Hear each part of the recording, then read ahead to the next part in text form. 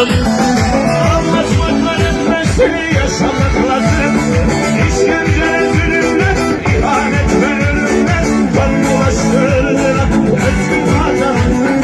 İşkenceler, zulümler, ihanet ve ölümler, kan bulaştırdılar özgür vatana. Kemal bir yoldaş, kardeşliğini yıkılmaz, köprüsüzün sen. Susmayan dostum, zaferleri yıkmayan yüzsüzün sen. Yaşanacaksa devirin seninle yaşanmalı. Güneşinle ateşin yoldaşısın sen. Yaşanacaksa devirin seninle yaşanmalı. Güneşinle ateşin yoldaşısın herkesin.